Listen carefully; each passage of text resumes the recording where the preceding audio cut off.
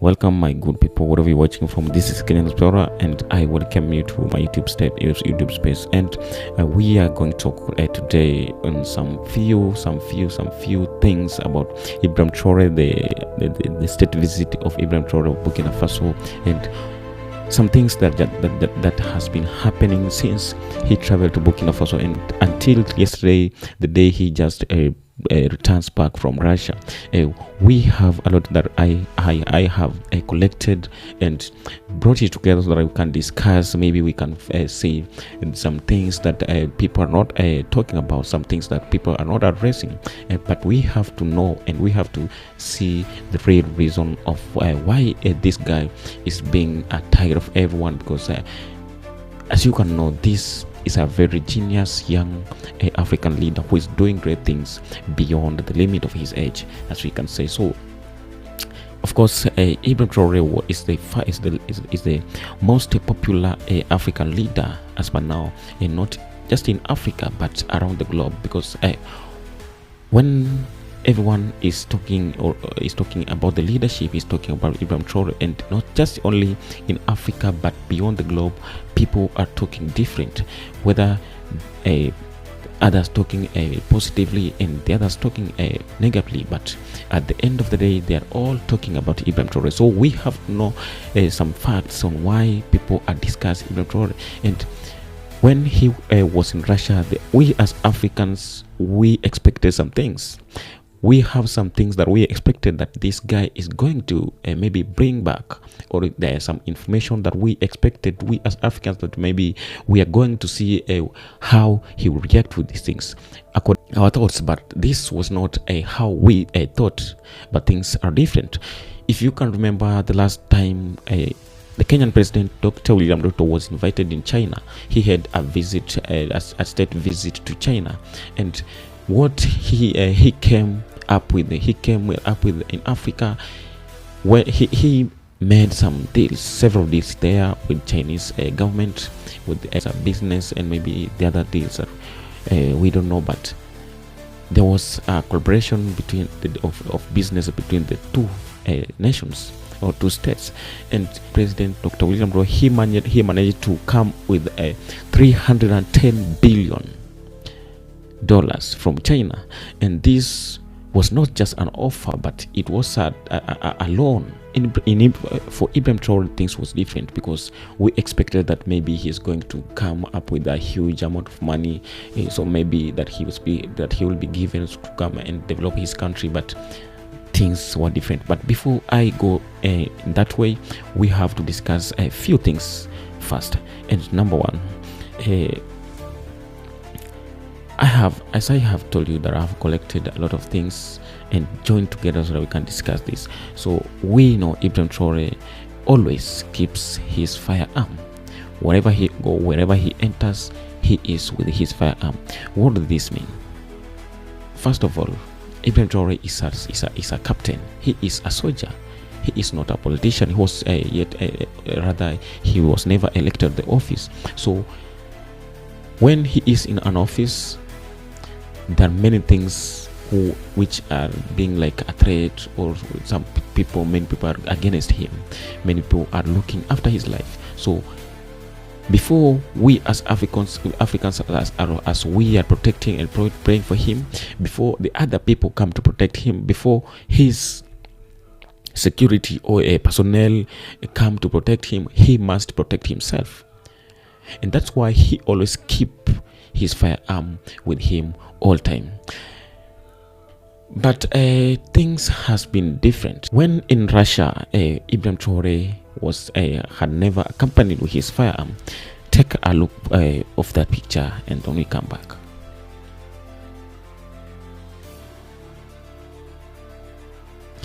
Welcome back. You have seen he's never accompanied with his firearm. And first thing you have to know is that Ibrahim Traore trusts nobody. He trusts no one. He trusts no one, because this guy is a target of everyone. Many people are looking after his life, both blacks, Africans, and the whites. So everyone is after his life. And when he visited this country for this great ceremony, and this ceremony was only attended by one African leader, which is Ibrahim Traore. Out of 54 head of states, he's the one only who who attended this ceremony. So I have two options. Maybe first, Ibrahim Traore being not accompanied with his firearm, maybe he only at this time trust Vladimir Purtin, the Russian president, because this few days or this short time that I've been together, we have experienced a lot, and we have experienced the good relationship between these two leaders. Because when some foreign leaders are looking the life of Ibrahim Traore and criticizing Ibrahim Traore, then there are some leader. There are another leader somewhere else who is praising this guy, who is supporting this guy in everything. He started by deploying the troops in Burkina Faso, the Russian troops in Burkina Faso, to safeguard and bring peace in that country. He started by protecting Ibrahim Traore and ensuring 100% of protection from his government, and now he has shown a great pleasure and a great honor of inviting Ibrahim Traore to his country, to the great and grand ceremony that was just a few days ago. So, and number two, maybe when you are close or you have come closer to Russian President Vladimir Putin, maybe you don't have to accompany with any weapon. That might be the second reason as per our thoughts. And that's why maybe he left his firearm. Right? So we have to agree about this. Either two options. The rules of Russian president is that nobody is allowed to come closer to Putin when he or she is accompanied with any weapon, and that might be the reason as to why he left his firearm. But many people has talked about Ibrahim Traore being accompanied with the Russian fighting jets that was accompanied that was besides his. The Russian presidential jet was the one who was sent to go in Burkina Faso to pick up Ibrahim Traore. When this happened, they gone up to the time they as you know, as per now, Ibrahim Traore is a target of many people. And when the Russian government was invited him to go and attend that ceremony, they were the one who was supposed to protect or to offer the highest security to make sure that to make sure the safety of Ibrahim Traore and to be guaranteed of everything that was about Ibrahim Traore. Because when anything that bad could have happened, then the Russian government was the one to be blamed of anything that could have happened. So they are the one who are to make sure that this guy is very safe. This guy has to reach in that place safe, and the ceremony come to end, and he come back to his country safely. And that's why you've seen what you have seen there. So that was just the honor, the respect that this guy tried to show the African leader Ibrahim Traore, because they are not just being friends, but they have extended their relationship to the highest level of honoring one another as the leader and the head of states. So that was very, very interesting and very powerful. When many people have been waiting to see what Ibrahim Traore in an interview or in a meeting with Putin, what he will ask maybe to be given or to be offered by Putin or the Russian government. But Purtin himself asked Ibrahim Traore maybe to give him money so that he can go and develop his country. He can go and do many things in his country. But you know what? He was not ready to accept that offer. But what he was asking is about maybe if he can improve the infrastructure of his country. That was the best idea that he was able to ask.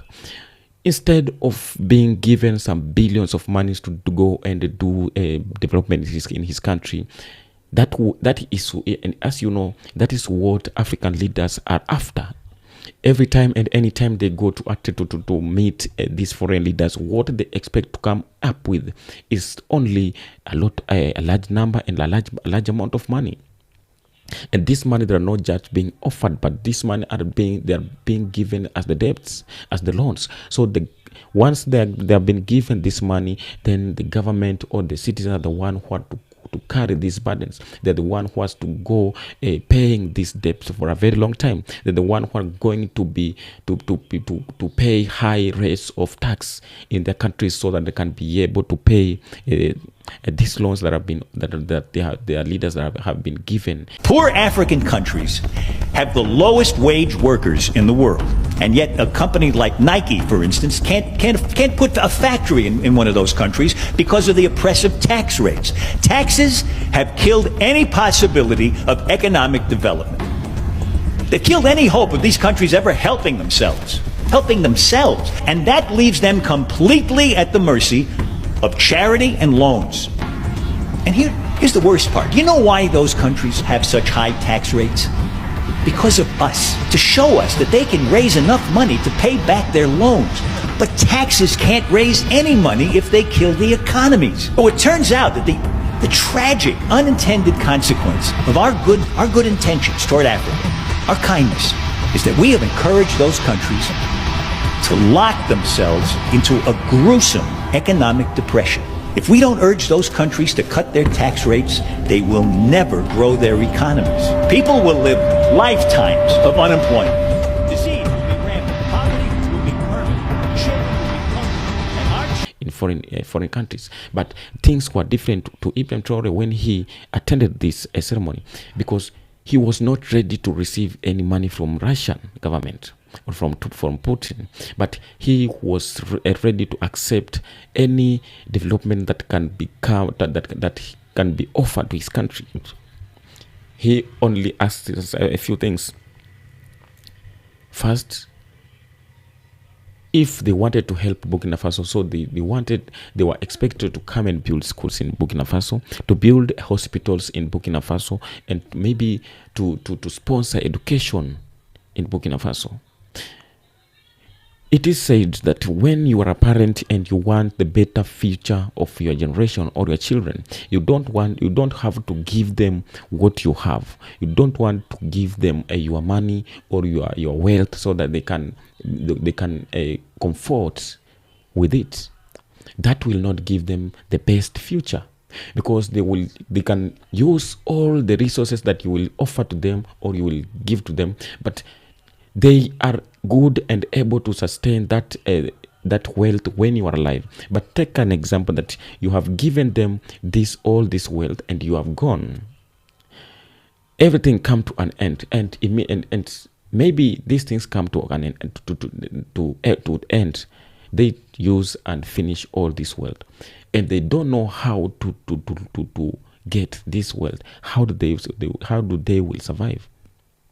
It means that automatically after these things will end, will finish, they'll go back to the poverty. They will go back to life of struggling. So instead of giving them what you have already made, you have to show them on how they can find these things. You have to show them the way on how to make this wealth.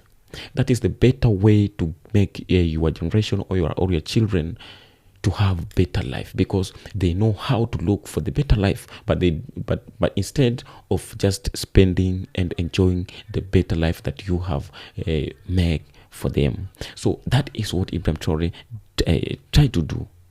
Instead of giving us money to go and develop our country and in the name of loan which we have to pay, then it's better you give us the first need, the basic needs, and we use these basic needs to develop ourselves. You just support us with education, our children, our youths to get, our children to get a better education, our country to have better infrastructure, and by this our youths are going to get employment in our countries. Our children are going to learn and get a higher education so that in future they can come up to use their education to get what they expect in life. And this was so surprising. I think and I hope that this was so surprising to African politicians, because they are not used to this. What they know is to go and take money and bring their country so that they can do things with the money. When it finishes, they go into after another loans. Those are the status of African. This is what is being has been experiencing in African every time. So this is the reason as we always say that we as Africans, we love Ibrahim Traore, we support Ibrahim Traore, because what he's doing, he's just trying to give a good example of how the good governance and good leadership should be.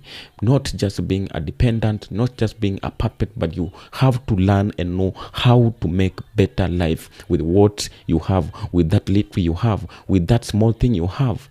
You can achieve your dreams by just utilizing whatever you have, not only depending on the things that have already been made for you to achieve your goals, for you to achieve your dreams. So what does this mean, and what do this teach us as youths of Africa? This gives us a better example. This means that in Africa we have a lot of minerals.